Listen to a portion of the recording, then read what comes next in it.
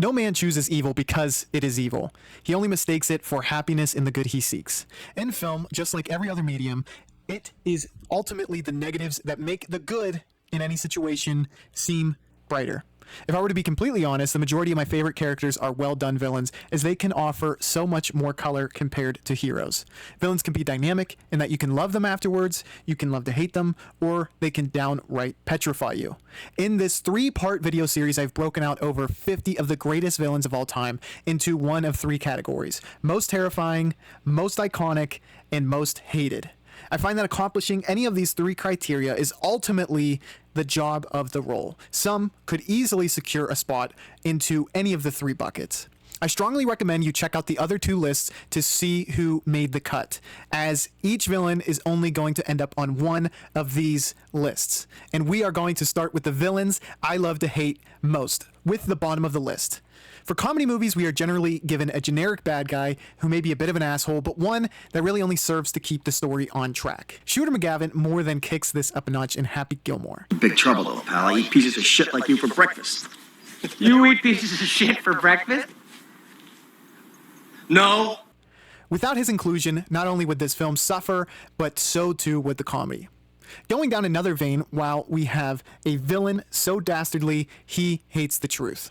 I want the truth! You can't handle the truth! Jack Nicholson as Colonel R. Jessup from A Few Good Men plays a hard-nosed military man whose ego is larger than the island he's stationed on. What makes him interesting is that he believes wholeheartedly that he is right, and that is what makes him dangerous. An inspired performance by Nicholson makes this character memorable, but I'll be damned if it's a character I want to ever grab lunch with. Next up is another big-name actor who is usually filling the role of a hero, but here, Leonardo DiCaprio plays Calvin Candie in Django Unchained. While some of the atrocities that make him so deplorable are told to us or to be extrapolated, the film shows plenty of occasions where he is inhumane to those who surround him. To dive into a role that is vehemently and violently racist was a leap of faith. Do you want to take a leap of faith? Or become an old man, filled with regret, waiting to die alone? Tarantino is a very accomplished director and has now created villainous roles that are to be kind of looked up upon. But I commend DiCaprio for dominating this role and making it his. This is another cheeky black bugger like yourself, Steven. Steven, this here's Django. You two ought to hate each other.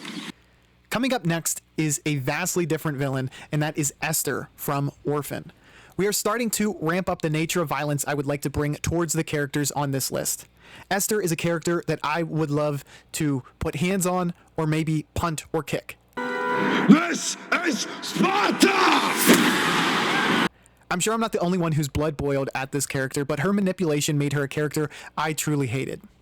Up next is a sinister character from RoboCop, and that is Clarence J. Bodecker.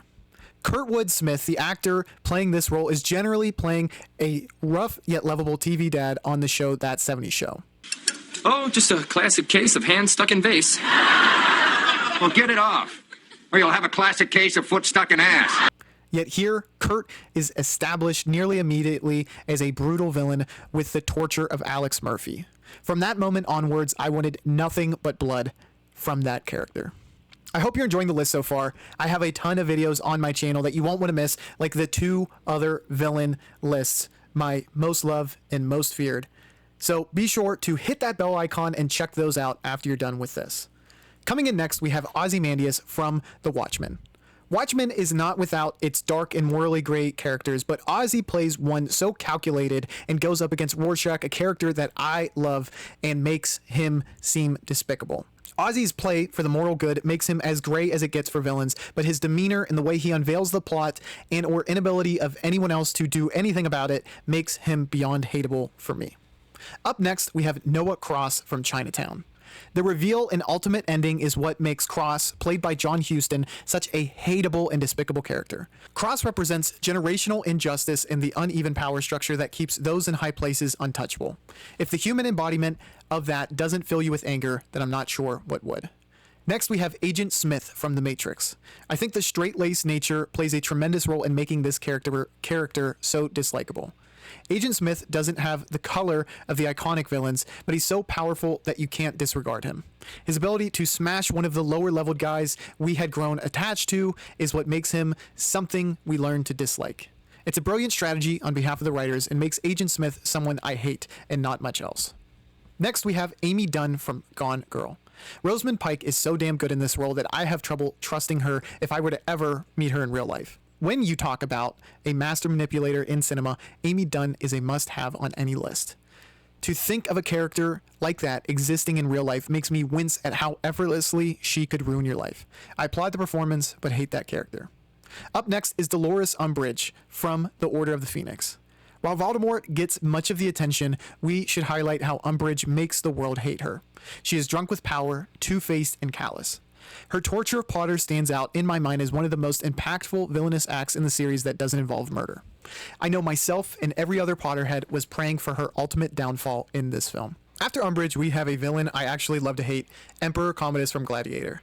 This is a specific case where the strong hero makes us hate the villain even more because of their conflict. Yes, Phoenix plays a character drunk with power, an underhanded narcissist, and an incestuous bastard, but Crow makes him more hated than these three aspects alone.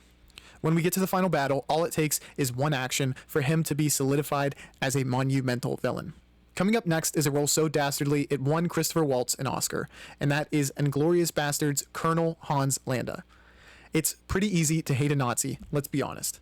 The opening scene makes Landa into a genius-level threat and a predator so powerful that he likes to play with his kills before execution time. I love that opening scene as it's an amazing cinematic moment and experience, and I am rooting for his downfall the entirety of this film. The mastermind that Landa is nearly gets off scot-free in the end, further showing off his cunning, but Tarantino makes sure we get our pound of flesh. While it can be argued nobody tops Landa, I have 4 more villains topping him on this list, starting with Scar from The Lion King. What the hunter is in Bambi to that generation, Scar is to the children of my generation. I know we all have the scene I'm talking about seared into our memory, as it's certainly a traumatic experience from our collective childhoods. I nearly shed a tear just thinking about it now. Now into the top 3 with Dennis Hopper's Frank Booth from Blue Velvet. Going back to what I've said before, where villains can lack the color that makes them iconic and fit better into the hated bucket, Hopper is not one of these guys. Rather, he makes it there because of how weird he is. Booth has a menace that makes him scary, an aggression that is best put as calculatedly weird. Let's fuck! I'll fuck anything that moves! And a personality that leaps off the screen. It's so like David Lynch to make one of the most memorable and unique villains imaginable. Now we're into the top 2 with the Wicked Witch of the West from The Wizard of Oz. It takes a real scumbag to hate dogs, and the Wicked Witch of the West is maybe the most infamous dog haters out there. Her makeup and voice all add to the hate factor for this character. In a very kid-friendly movie, the Wicked Witch finds a way to still cement herself into the most hated upper echelon.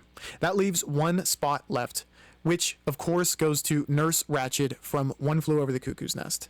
Like Gladiator, we have a scenario where our love of the lead only accelerates our hate of the villain, but there's more to it than that.